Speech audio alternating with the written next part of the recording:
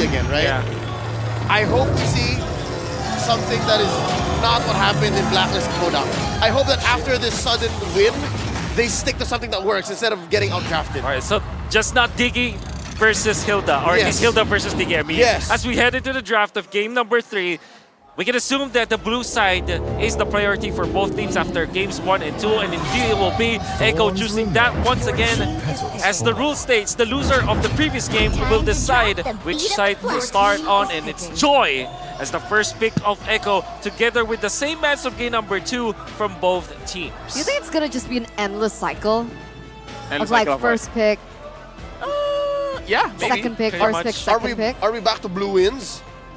Because again, after day 1 of knockouts, we were close to 50-50. Like first pick. See value in me? Well, one thing that we know for sure is that a Fredrin is still an important stock for both teams, and being picked up by TODAK. Seems like a Do you want to take the Claude here? Or lot the E? early. I mean, if you don't, maybe, right? Yeah, it's the thing where Echo is not a team that will. Well, actually, Echo is a team that will pick that out. Yeah. Think about I it. would rather betray the Oh, you Yuzong counter it. than let the You world snag the betray Yuzhong. You also counter marksman in general. Yep. And you're comfortable with this. Great answer coming up from TODAK. Right now, even though the Phobias has been banned, do we really feel like a 1-1 will be here? Yes, we do. All right. Well, thanks for answering the question. Yeah, that's an instant pick Yeah. onto the Llama, but it's no longer at 100%. No. Now that they lost that previous game. Wait, do you pick up the Fermis now for TODAK? It's great versus the 1-1 in general. It's a great with Fermis the or E? Fredrin. Okay. Or just the Claude. That too. Actually, that might be perfect. That might be the top one I the priority. think they'd like the Claude more. Okay. They won with the Lilia. They don't mind. Yeah, That's true. very, very true. And we're just waiting for it to be picked up. Then, if you do pick up the Claude, you already have the Yuzhong. Now you maybe just ban out something like a Lolita, perhaps, or maybe the Lapu Lapu, which is the other, X-Belaner that can take out the Claude easily. These are the options that can be done by TODAK. And it feels like Mr. LaFell himself feels confident that this will be a Claude. Claude? It is Claude. It is There you go. It is Claude. Is banning. As It's we just say how it, it goes. yeah, as we say it, he comes up. I mean, Yeah, you're right. at this point, I kind of feel like everyone is screaming Claude. Do not go for the Harris. And now, Art of Thievery. Chico guys is 3 out of 3 with Claude with 19,000 average. Wow. Turret damage, Yeah. tower damage, building damage, structure damage. Yep. The push potential Push from potential. the Chiku, right? That's what he's going for more when it comes down to the Claude. And we see that actually being the defining factor for TODAK in these really difficult matchups. Yep. But coming to the second phase, right, Wolf? Yeah. I mean, yeah, I think that you just prioritize taking out the killers for the Wipe out it's the choice justice in in the world. Wow. Now they Respect don't Yaoi. now they don't release it. Team is But the respect banning. comes from Echo. Very, very quick on the bans of the Minotaur. Knowing Echo though, Leo, how do you close this out? Do you get an assassin for Mr. Kaltizi himself? Just settle for a defensive hero for Okay. Yaoi? We might even be looking at Kaltizi here already. Horology is my He might be call. playful to pick up the Val in the jungle, but Okay. something tells me closer to an Akai can be picked up here. I think I like that more, maybe even a Martis. Because again, there is a Fredrin on the other side. That's right. That's right. Thought I could pick that up as well. Yeah. Oh yeah. I mean, the Akai, because maybe Yums could use the Akai That's because right. the Diggy has been banned, right? You're Yeah. right. Yeah. So it's kind of good just to take it away. Yeah. So, Rival and Kaltizi are now still contesting. Yeah. Maybe Are we- they'll be even the last pick. Yeah. Are we not feeling the Lolita right now for TODAK? Is that not something that Yums is comfortable on? Yeah, he can. I mean, sure, why Yeah. not? I it's value just that it on Echo more though. There's no room for the Akai on Rival. There's a Fred. No, I mean like Akai roam on Yums. Yums Yeah. using the Right, Akai. right, That's right, what I mean. Steal. All right. Oh, Spicy. that is very interesting. Now Echo, do they look for an Akai this time, especially with this composition coming from TODAK? And there's that option as well to go for the Lolita that Eterna has mentioned. Instead, Kufra. Kufra from Yaoi. Your team And the is Akai. picking. All right, TODAK. They are looking for potentially a mid lane and a roam, N/R a roam, so that you Yeah. flex this Kadita. Faramis is open. Faramis is open. Is that a Yume's hero? He can use it because the thing is, Yume's, his origins, he is a jungler. He is a damage-oriented kind of player. It's just that going to TODAK, he had to go to the roam position. So if needed be, he could even use the Fanny roam. But it goes The against... Fanny roam. Not this game. I don't think this game. not You know. here. I was about to say Eve Rome. Eve roam, yeah. Eve roam. Yeah. Probably Eve roam. 100% win rate, yeah? Yes. Eve roam, probably, yeah. Still. Eve roam. Yeah, Eve Okay. roam. Double Okay, mage. okay, okay.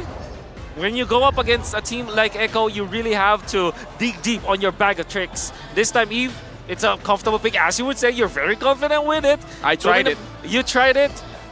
Did it work well for you?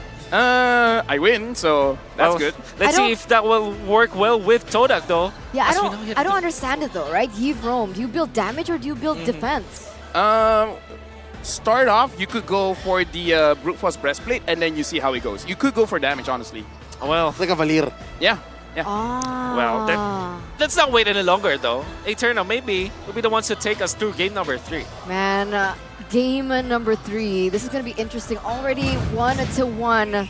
Can TODAK lead the series here in this best of 5? We are about to find out. Ladies and gentlemen, welcome to the land of dawn as we enter game number 3 between TODAK and Echo. Right now, let's confirm it again. Yes, it is going to be Yumes on that E for now. Sanford going very aggressive on to Momo. Momo already using the healing spell. So for now, again, not a lot is going on here. Yaoi managing to get Yumes, but should be fine in the early stages of the game. You can see already a lot of respect coming through, right? You can see 2 Purifies once again, but this time it's for Yumes and Chiku, realizing that Moon is going to need that Petrify to get in those pickoffs on the board. Right now, looking into the situation, Sanford moving quite early here. I think they know Sanford is going to be there. So it looks like Echo for this game, maybe they want to build up the tempo a little bit faster, making it so that TODAK, this time, they're going to go down fast, same as game number 2, but a lot more is going to get capitalized because looking at the movements, never mind, they're going back into their lanes. I think they're predicting TODAK was going to move faster, but TODAK's like, nah, we just want to farm. Okay, we'll see. So far, it seems like that has been the case. But this matchup, once again, right? Benny Cutie as well as Claude. In the previous game, we saw that Benny Cutie had a little bit of an advantage when it comes down to that 1v1. But Chico wasn't far behind. You can see maybe they're trying to make it a little bit more uneven as we see the rotations from Yaoi, focusing more onto the top side, putting more pressure, and you can see this already coming through. But Yumes is there as well, probably just to provide vision because, again, yes, Chico guys, I would say he lost a lot of those 1v1s, but this matchup he played before, so perhaps this time he has a better understanding of how Benecutie would be using that 1-1, and now looks like the turtle has spawned. Headbutt right into Momo.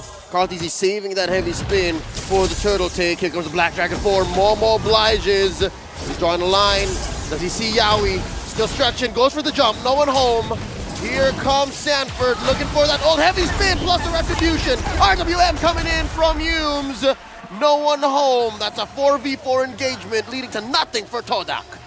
Echo is going to be able to get all on the board here in the first stages of the game, but this is the thing, right? TODAK has drafted themselves in a way that, sure, they do have a team fight because they do have the artillery coming in from Yumes and the real-world manipulation, but they need to be able to prioritize and utilize Moon to do more on the board, right? Make these things uneven, because in a 5v5, I feel like Echo has more AoE damage, and therefore in team fights, it would give Echo a bit more to play around with in comparison to TODAK. Carl TZ still secures the most turtle in the tournament with a total of 20, while Wise is falling behind with 15. And the thing is, for that turtle fight, I kind of feel like if Momo had more HP, he could have done a lot with it. But the fact that he entered the fight with like, what, 40% health left, TODAK kind of made the cause like, okay, let's not force this. And that's what makes this draft or game as a whole odd for TODAK. It's the least langgar lineup I've seen in TODAK's hands in a while. But I kind of feel like they can. The moment that Momo starts having a good play is going to be looking very, very good. For now, again, the main idea is to be very, very careful. Chico guys here in front. Moon manages to get. This is dangerous. Benny Cutie about to get popped. does survive. Here comes Carl Teasy and Yaoi. Heavy spin plus bouncing ball in. And they're going to feed him up to Sanji. Can he get it? No one home. That was an interesting engage. I wonder what both teams were thinking. I kind of feel like that was kind of good coming in from Moon, wanting to get the kill. But again, the built-in Purify managing to get out of it, and Moon as well saving his first kill to make sure that he doesn't get caught by that Kai, managing to purify himself out of there. So for now, TODAK and Echo, I almost want to say both of them are being a little bit more passive. You're right, there's a lot of natural purifies going on, but now Momo, Black Dragon form, 2v1. He's down to a fifth of his health. Does get on out of there. So it's Sanji's turn. Here he comes. 40 going in. Taking down Momo. And now San duo showing themselves up in this second turtle take. Going it over to Carl Teasy. Yeah, beautiful, beautiful. Just zoning coming in from Echo, right? They were able to get a kill onto Momo as well, so it did give them an advantage in that team fight. But Chico... Wait! Oh, that was close. One more weakness point there. Yeah, honestly, he used the Purify to clear himself of all of it. Now, looking at the itemization here, Chico guys does have the Demander Sword. Trojan side for Benecutie. Now, Carl Teasy as well as Yaoi is there. Humes did not get caught. Oh, you're right. What am I right about? I was like thinking, and I was like, Purify doesn't just counter Yaoi, it also counters Benecutie as well. So here we go. Moon looking to burst down Carl Teasy. Rival misses a taunt on the Akai. And that's another disengage unless TODAK wants to force it. Bouncing ball by Yaoi. Not gonna find him. I kind of feel like they can't force it just because Moon already used his ult. If he did have it still, they probably would have gone for it. But again, in this game, it's much slower. 5 minutes in, you guys was able to dodge Yaoi there. A good jump, but a good engage as well. Moon. He burst in. He's burning. Sanford looking to finish. RWM by Humes. Carl Teasy with a heavy spin. Look at the back line. Benecutie and Sanford want to take him down. And now Fraser's trap. Carl Teasy very low. Look at Sanji. He goes down. Momo, the original dragon, takes him. Now Carl Teasy goes as well. But Benecutie, he's not done. Can he take to the skies? Baguio Airlines waiting to take off.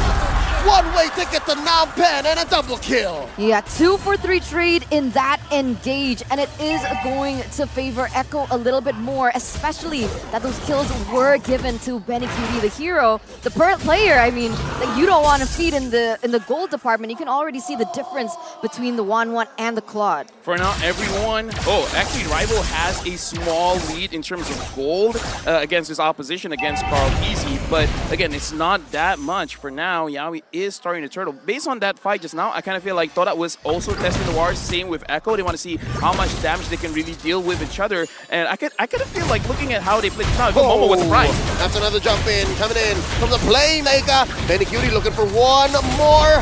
Not gonna need the jump. Takes down Momo and that tier 1 up top. And now Carl Teasy, heavy spin, spots 2. Rival and Hume spaced out. Yaoi looking for the jump. Turtle reset here. Sanji maintaining the perimeter.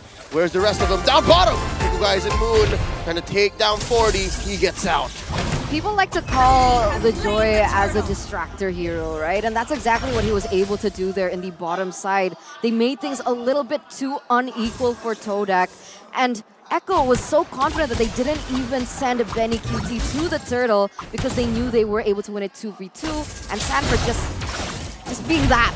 Look at that. Yeah, right now we can definitely see that Echo, I kind of feel like they've gotten the trend. Not just going up against Echo, but in general, TODAK is not doing that well for now when it comes to fighting in those neutral objectives. Right now, Momo is kind of pressured just a little bit here, but it looks like Momo wants to go in. Moon did not catch anyone out, but Yaoi had to use the flicker. Watch out for those odd angles. I think that's one way TODAK can kind of rubber band their way into a mid-game power spike. And that's what we saw in game 2, but more in the ultra late game. I'm hoping we don't get there because, again, Echo learned. I think Echo knows. Echo learned their mistake there. Oh, there's a jump in. Yeah, we brought a stolen RWM. Moon pop, just like that. And that's just the instigator that Echo have successfully eliminated from the side of TODAK. They're going to put their focus now on the bottom lane, looking for more objectives on the board and see how these just really tie to one another. Oh, Sanford waiting, but again, not enough to take down Chico guys.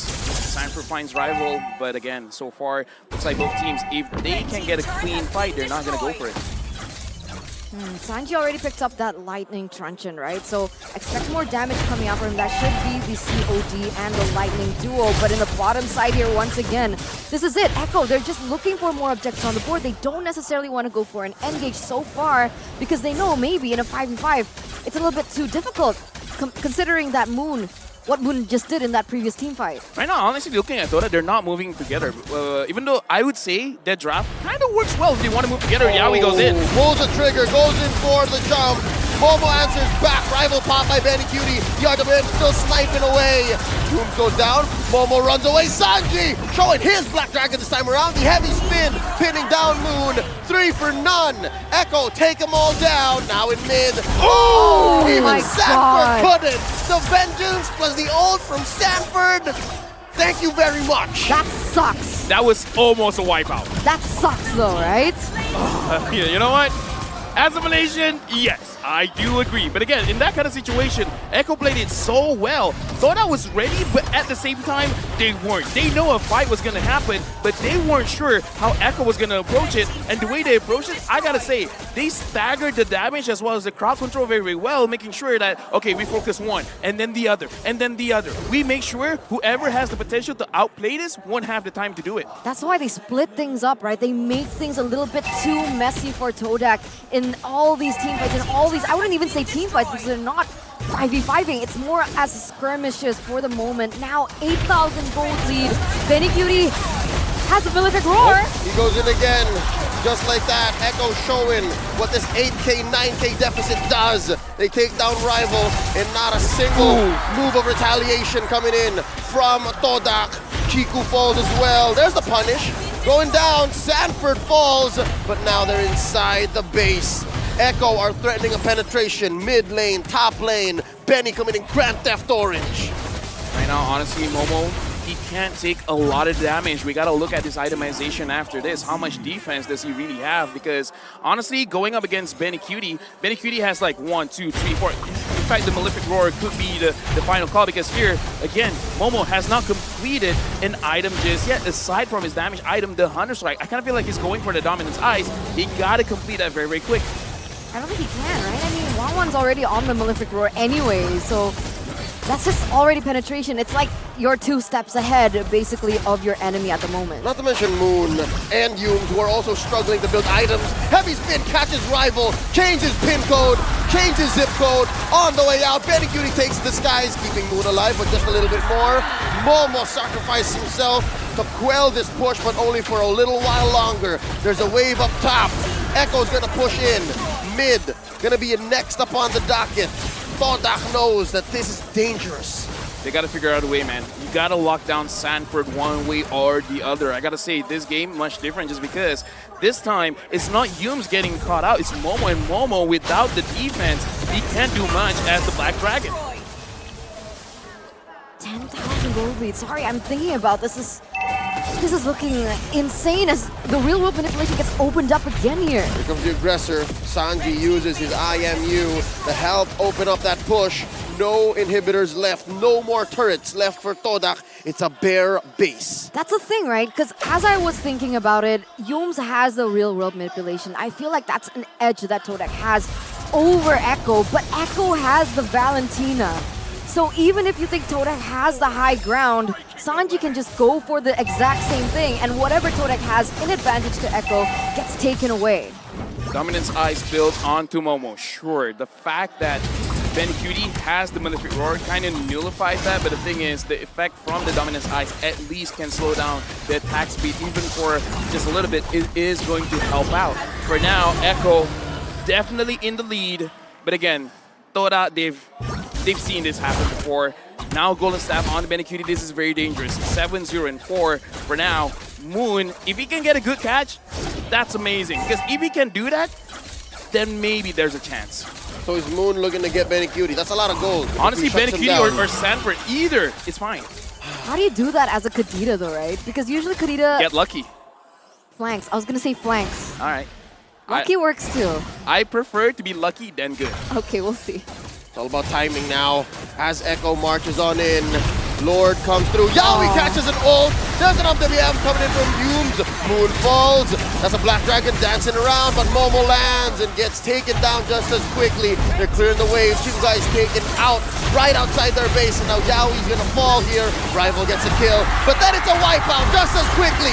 Echo are sitting at match point.